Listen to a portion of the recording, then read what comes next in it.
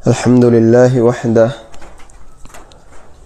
والصلاة والسلام على من لا نبي بعده اللهم علمنا ما ينفعنا وانفعنا بما علمتنا وزدنا علما وأصلح لنا شأننا كله ولا تكلنا إلى أنفسنا طرفة عين الحمد لله যাবতীয় প্রশংসা একমাত্র আল্লাহ রাব্বুল আলামিনের জন্য। অতঃপর সালাত এবং সালাম নাজিল হোক সর্বশ্রেষ্ঠ নবী এবং রাসূল মুহাম্মদ সাল্লাল্লাহু আলাইহি ওয়াসাল্লামের উপর। আল্লাহুম্মা সাল্লি আলাইহি আল্লাহুম্মা বারিক আলাইহি।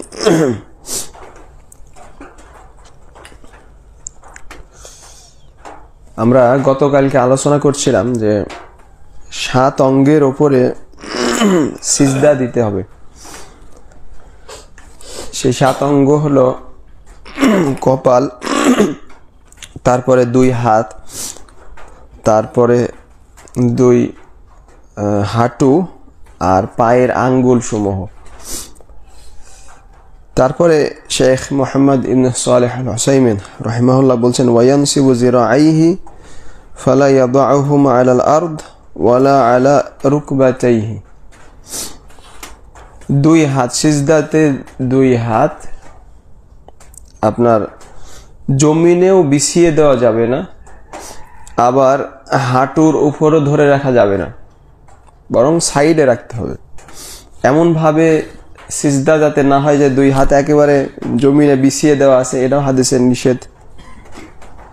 আবার একেবারে আঁটো হয়ে একেবারে হাঁটুর সাথে 2 হাত লাগিয়ে দিয়েছে, দিয়ে সিজদা করছে, এভাবেও সিজদা করা যাবে না।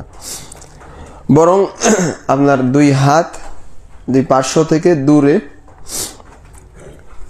দূরে রেখে আপনি সিজদা করবেন, কিন্তু আবার পিঠ এতটা প্রসারিত করা যাবে না যেমনটা অনেক মানুষ করে।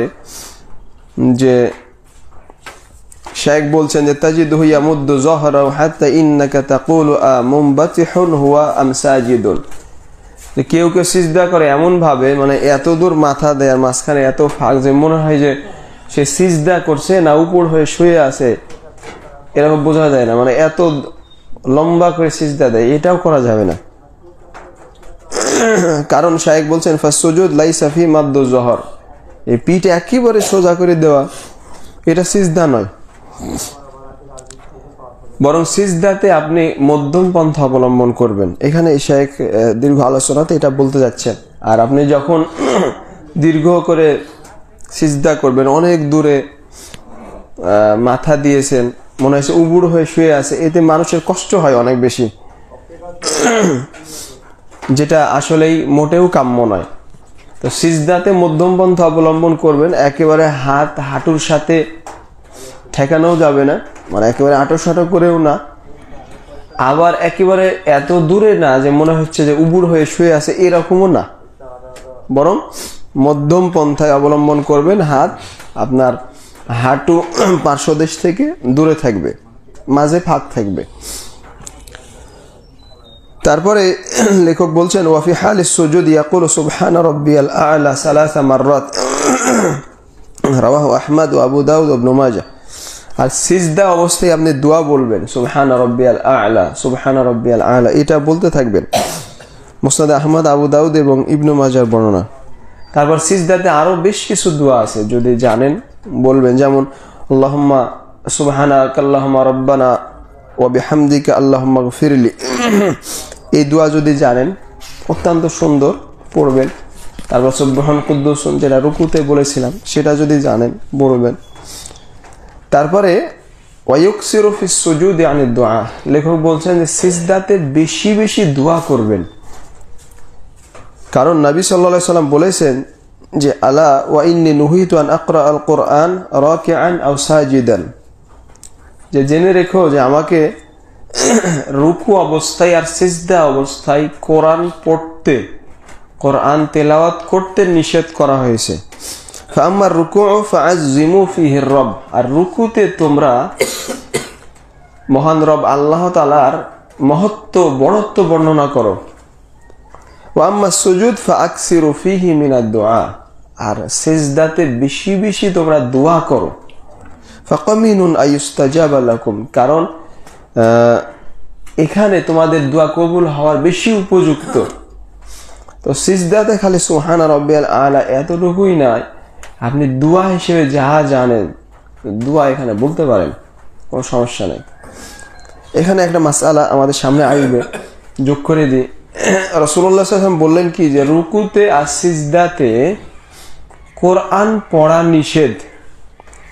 তো এই মাসআলাতে ইখতিলাফ আছে যদিও, যে কোরআনি দোয়া সিজদায় অবস্থায় পড়া যাবে কি না। আল্লাহু আ'লাম বিসওয়াব। সংক্ষেপে রাজে সঠিক মাসআলা হচ্ছে সিজদাতেও দোয়া বলতে কোনো সমস্যা নাই। যেমন রব্বানা আতিনা ফিদ দুনিয়া হাসানা ওয়া ফিল আখিরাতি হাসানা ওয়া কিনা আযাবান নার, আপনি সিজদায় বলছেন, কোনো সমস্যা নাই, এটা কোরআন তেলাওয়াত না, এটা দোয়া করছেন।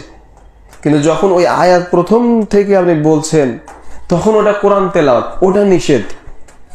যে রুকুতে সিজদাতে আপনি কোরআন তেলাওয়াত করতে পারবেন না, কিন্তু এমনি দোয়া করেন, আল্লাহর দেওয়া শিখিয়ে দেওয়া দোয়া, কোনো সমস্যা নেই। বুঝতে পারলেন? তো সিজদাতে আপনি যেই দোয়াই জানেন বেশি বেশি দোয়া বলবেন, আর এটা দোয়া কবুলের উপযুক্ত একটা সময়। আর বান্দা সবচেয়ে আল্লাহর নিকটে হয় সিজদা অবস্থায়।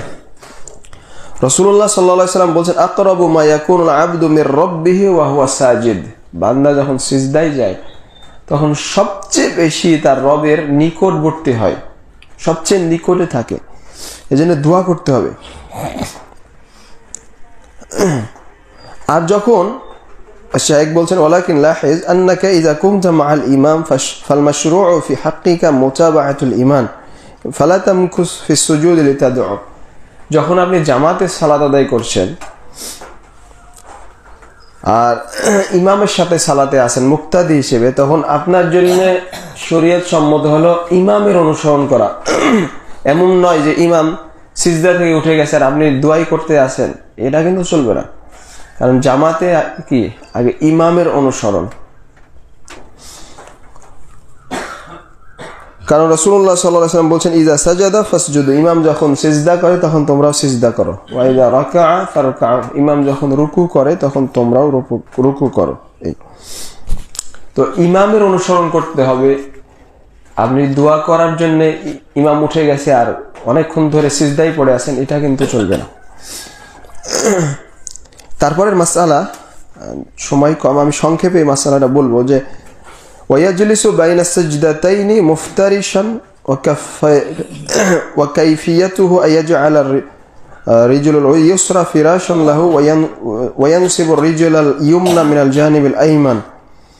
তারপরে দুই সিজদার মাঝখানে বসবে, সিজদা থেকে উঠে আল্লাহু আকবার বলে বসবে দুই সিজদার মাঝখানে। বসবে কিভাবে? এটা বসবে ইফতেরাশ করে।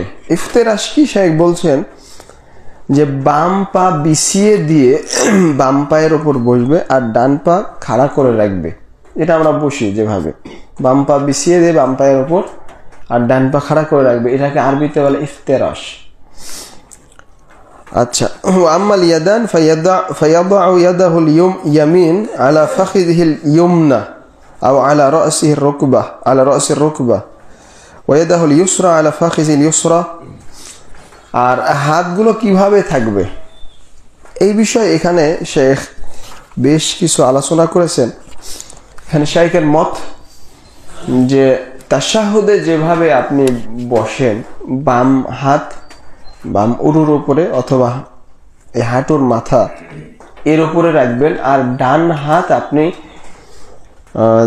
তাশাহুদে যেভাবে রাখেন, এই যে হাতগুলো এইভাবে জড়ো করে শাহাদাত আঙ্গুলতে ইশারা করা, ওই সময়তেও আপনি ওখানে ইশারা করবেন, শাইখের মত। আমি বলছি মাসালাটা। ويحركها عند الدعاء فقط، فمثلا إذا قال ربي اغفر لي يرفعها وارحمني يرفعها। আর এই যে শাহাদাত আঙ্গুল দিয়ে আপনি ইশারা করছেন, এটা নড়াবেন কখন? যখন যখন আপনি দোয়া বলবেন তখন আপনি শাহাদাত আঙ্গুলটা নড়াবেন। মানে যখন বলবেন রব্বি গফিরলি, রব আমাকে ক্ষমা করেন, তখন নড়াবেন। ওয়ারহামনি, তখন নড়াবেন। এটা একটা মত, এটা একটা মত, শক্ত মত। কেউ যদি এটা মানে কোনো সমস্যা নাই, কিন্তু আল্লাহু আ'লাম বিসওয়াব, এই মাসআলাতে মতভেদ। সঠিক মত যেটা অধিকাংশ ফকিহগণ যে মত দিয়েছেন সেটাই সঠিক, সেটা হলো এই ইশারা হবে শুধুমাত্র তাশাহুদের বৈঠকে, দুই সিজদার মাঝখানে নয়। দুই সিজদার মাঝখানে এমনি হাত রাখবে, এখানে বৈঠকে এই দুই সিজদার মাঝখানে হাত দিয়ে ইশারা করবে না। আল্লাহু আ'লামু বিসওয়াব। কারণ এখানে হাদিসে তাশাহুদের কথা আছে, আর অধিকাংশ ফকিহ তাদের মত এটাই। শেখ মুহাম্মদ ইবনে সালেহ আল উসাইমিন রাহিমাহুল্লাহ তাদের গবেষণা, তাদের ইজতিহাদ যে দুই সিজদার মাঝখানেও আঙ্গুল নড়াতে হবে। তো এখানে শেখ দীর্ঘ আলোচনা করেছেন, আজকে সময় নাই, তো আমরা রাজিহ মাসআলা বলেই দিলাম যে দুই সিজদার মাঝখানে আঙ্গুল নড়াবেন না। আল্লাহু আ'লামু বিসওয়াব। আল্লাহ আমাদের সবাইকে বোঝার তৌফিক দান করুন। আল্লাহুম্মা আমিন। সুবহানাকাল্লাহুম্মা ওয়া বিহামদিক আশহাদু আল্লা ইলাহা ইল্লা আনতা আস্তাগফিরুকা ওয়া আতুবু ইলাইক। আসসালামু আলাইকুম ওয়া রাহমাতুল্লাহি ওয়া বারাকাতুহু।